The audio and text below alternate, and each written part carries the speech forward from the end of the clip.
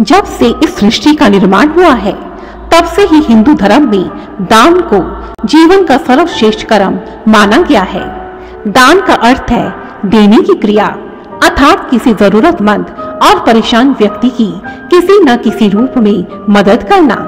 हिंदू धर्म ग्रंथों के अनुसार जो मनुष्य दान करता है उसे जीवन काल में सुख, समृद्धि और जीवन के पश्चात मोक्ष की प्राप्ति होती है।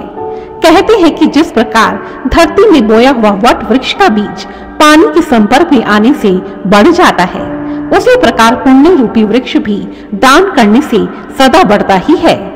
हिंदू धर्म में 5 महादान जैसे कि गौदान, कन्यादान, भूमि दान, विद्या दान और अन्न दान को सर्वश्रेष्ठ दान माना गया है। हिंदू धर्म ग्रंथों के अनुसार सबसे बड़ा दान वही है जो किसी जरूरतमंद को दिया जाए। जैसे कि यदि कोई भूख से तड़प रहा है तो उसे भोजन करवाना सबसे बड़ा दान है। दान देने के लिए धन की नहीं बल्कि भावना की जरूरत होती है। यदि कोई निर्धन व्यक्ति भी प्रेम से, श्रद्धा से किसी भूखे को भोजन करवाता है तो उसका यह दान दिखावे के लाखों रुपए के दान से भी कहीं ज्यादा महान है और यही दान कहलाता है सबसे बड़ा दान। इसी विषय पर आधारित है आज की यह सुंदर कहानी, सबसे बड़ा दान। यह कहानी है उस समय की जब कुरुक्षेत्र की भूमि पर महाभारत का युद्ध लड़ा गया था। यह एक ऐसा भीषण युद्ध था जो मानव जाति के इतिहास में फिर कभी नहीं देखा गया। इस युद्ध में जीत पांडवों की हुई थी। पांडव पुत्र युधिष्ठिर का राज्य अभिषेक हो चुका था। तब महाभारत के युद्ध में विजय पाने की खुशी में तथा अपने राज्य के विस्तार और गरिमा को बढ़ाने के उद्देश्य से पांचों पांडवों ने एक विशाल अश्वमेध यज्ञ का आयोजन किया।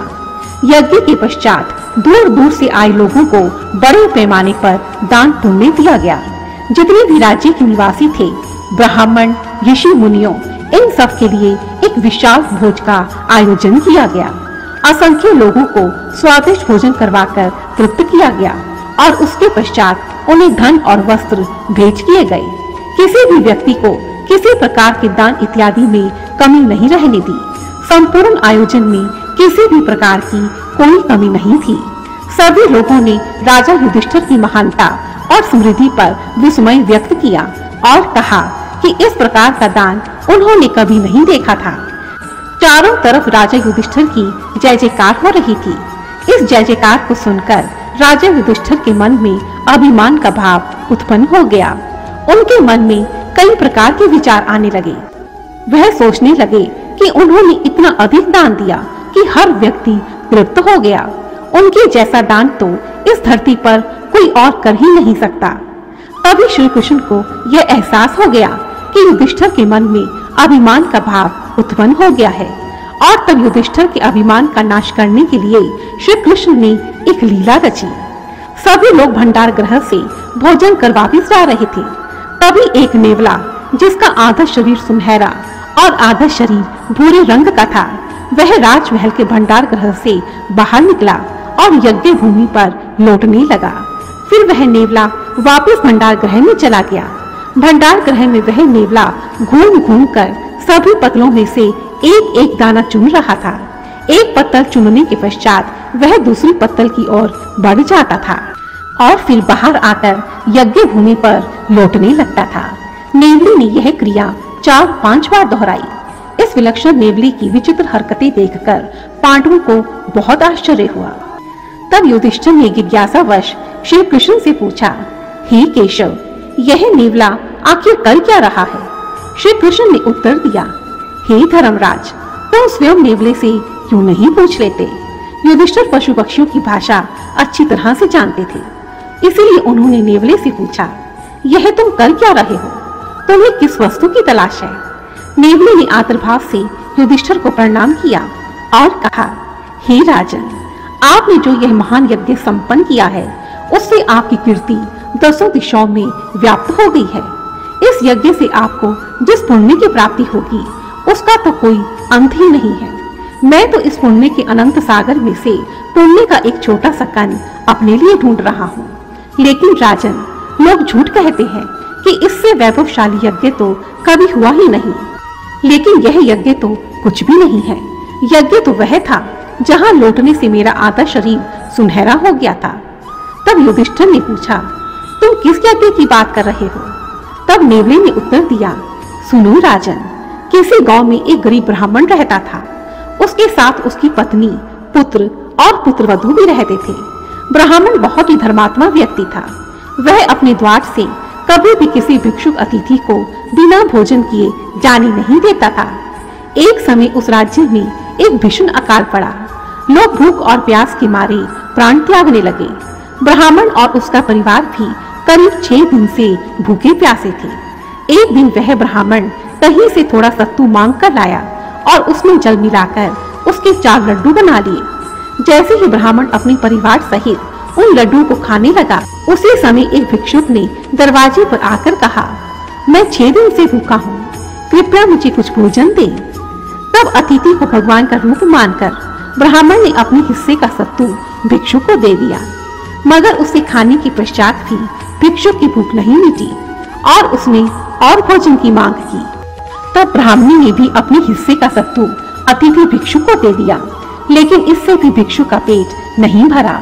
तो बेटे और पुत्र वधू ने भी अपने अपने हिस्से का सत्तू उस भिक्षुक को दे दिया। इस प्रकार खुद भूखे रहकर ब्राह्मण परिवार ने सारा भोजन उस भिक्षुक को दे दिया। उनके ऐसा करते ही भिक्षुक ने अपना असली स्वरूप दिखाया और स्वयं धर्मराज ब्राह्मण के समक्ष प्रकट हो गए। धर्मराज ने कहा, हे ब्राह्मण, मैं तो तुम्हारी परीक्षा ले रहा था।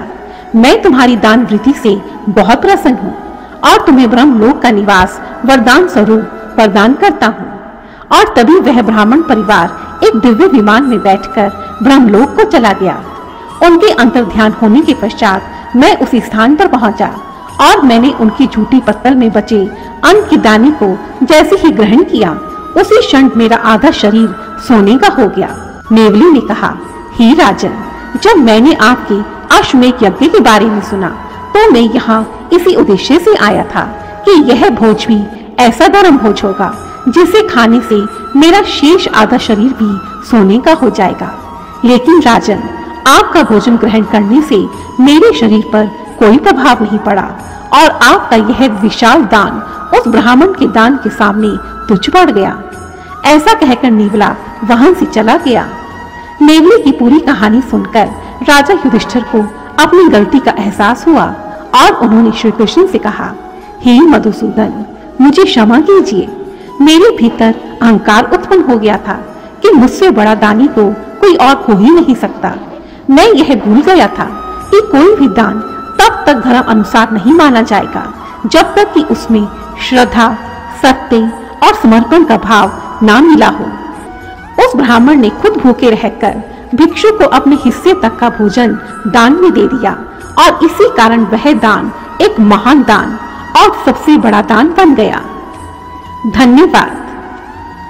और यदि आपको यह वीडियो पसंद आई है तो प्लीज मुझे कमेंट सेक्शन में जरूर लिखें और मेरी ऐसी ही दूसरी वीडियोस को देखने के लिए रेड कलर के बटन को प्रेस कर मेरे इस चैनल को सब्सक्राइब करें और साथ ही बेल आइकन को भी जरूर दबाएं ताकि मेरी आने वाली सभी वीडियोस की नोटिफिकेशंस आपको टाइम पर मिलती रहे। धन्यवाद। जय माता दी।